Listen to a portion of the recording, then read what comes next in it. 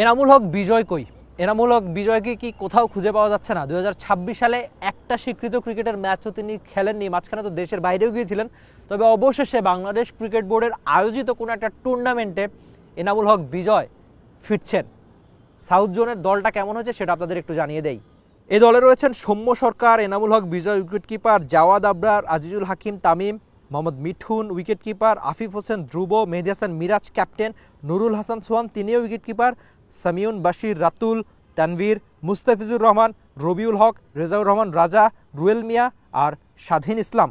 এই দলটাতে তারুণ্য আর এক্সপেরিয়েন্স সব কিছুই রয়েছে। বিশেষ করে আপনি ওই যে জাওয়াদ আবরার বা আজিজুল হাকিম তামিম অথবা সামিউন বাশির রাতুলের কথা বলতে পারেন, যারা কিনা আন্ডার-19 বিশ্বকাপ খেলে আসা তারকা।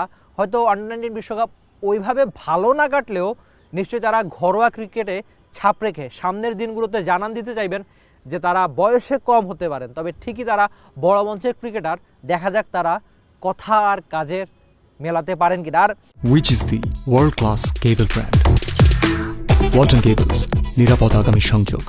মুস্তাফিজুর রহমান, যার হয়তো সব কিছু ঠিক থাকলে এখন বিশ্বকাপে খেলার কথা ছিল, কিন্তু মুস্তাফিজ ইস্যুটা ধরেই তো বাংলাদেশ দল বিশ্বকাপে খেলতে গেল। আচ্ছা, সেসব একটা পাশে বাদ রেখে আপনি যদি বিসিএলে এই সবচেয়ে বড় তারকাকে, সেটা হয়তো এই মুস্তাফিজুর রহমান।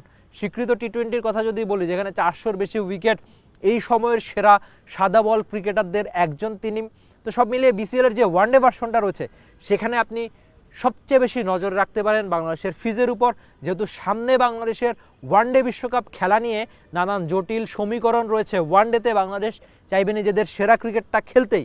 এর আগে এই বিসিএলের ওয়ানডে ভার্সনে মুস্তাফিজুর রহমানরা কেমন করে, সেদিকে নিশ্চয়ই আপনি চোখ দিতেই চাইবেন।